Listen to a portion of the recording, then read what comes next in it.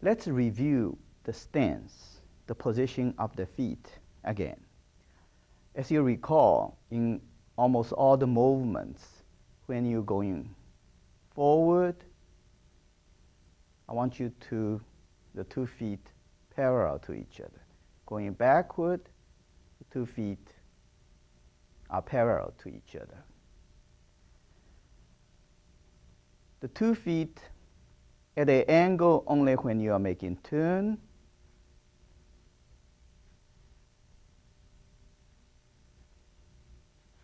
Or when you are walled off, the low position walled off, there are quite a few movements with low position walled off, which you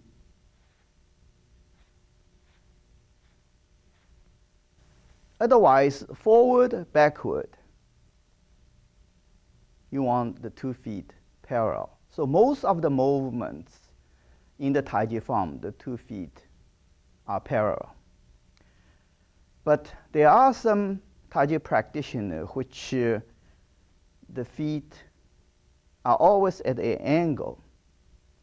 So the question is, why it's so important to keep the 2 feet parallel most of the time, especially going forward and backward?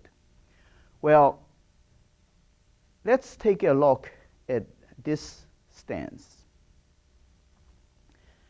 This stance actually leaves you with very little option.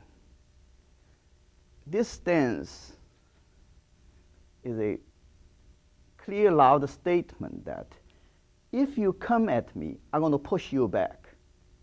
I'm back against the wall. When you push at me, I'm going to push you back. Because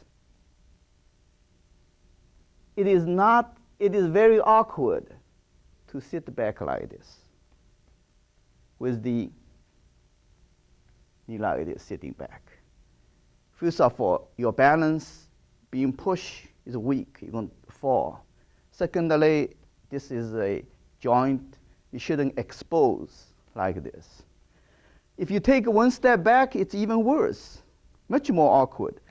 Now, if the opponent needs you this section, your knee could break. So this is a posture, leaves you with very little option. But you see, Taiji's philosophy is not that when strong force comes, I push back with strong force. That's not Taiji. For external martial arts, that's fine. But for Taiji, that is not the philosophy.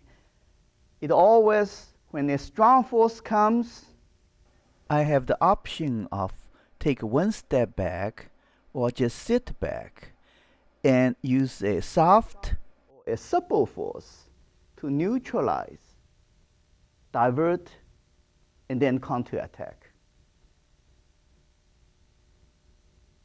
Neutralize, whether this side or that side. Neutralize. Well, you said, okay, in this position, maybe I could neutralize too. Yes, on this side, it is possible, but how about on this side? So you have a strong side and a weak side, and you know where the opponent's going to come to your weak side.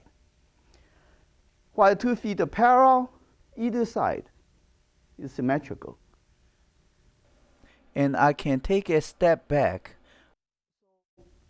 The 2 feet parallel gives you lots more option. And it does not put you in a corner that you can't move. But from health benefits, it is even more important. Several times before, I have talked about this posture when you have 2 feet parallel to each other. And all the weight is in the front leg. The heel of the back leg is on the floor. You will feel a stretch all the way from Achilles heel to the neck. And if you move back from this posture, and then going forward, all these movements, you will have sense a energy flow up and down your body. And this, at this position, you feel very right, very comfortable. But now, if you turn your foot at an angle, the back foot at an angle, so now the 2 feet are no longer parallel, you will immediately feel an uncomfortableness at this hip joint. And you will lose any stretch in the body from the Achilles heel to the neck. And if you make these kind of movements, you will also lose the up and down energy flow. But most importantly, you feel uncomfortable at this joint. In fact, if you're overdoing with the twisted joint, such as compress on that joint or overstretch this joint, you may injure it. Because the hip joint is not designed for operating in the twisted mode. It is designed for forward and backward movements. So in the Taiji form, we utilize the internal discipline, try to reduce the amount twist in the hip joints when you make a turn movement. One prime example is the hand follow the foot, elbow follow the knee movement. So now, even though the 2 feet at the angle, you don't feel very much twist at the hip joint because your whole body is moving in compared to just move the leg. Just move the leg. Then you feel tremendous uncomfort at the hip joint.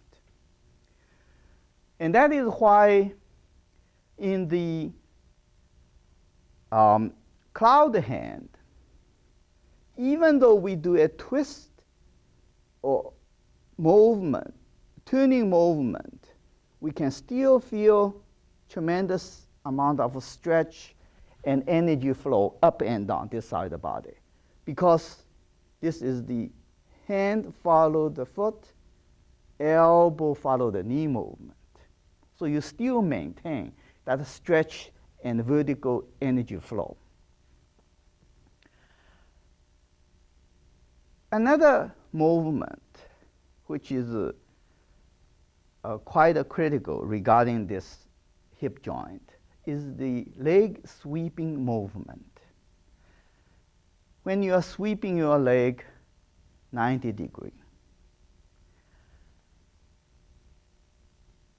In the Taiji form I talked about before, you try to sweep, initiate the sweep from your abdomen and the back.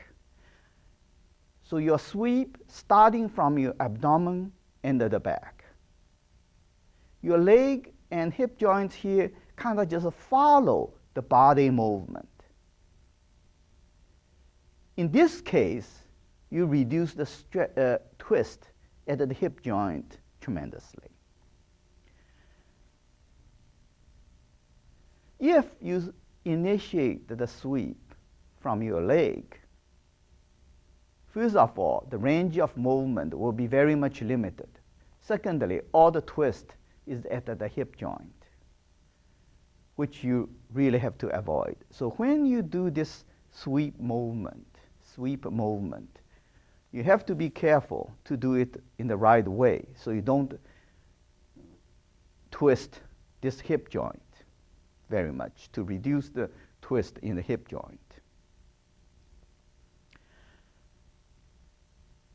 So the twisting of the hip joint is very much has a adverse impact on the well-being of the person who doing the Taiji.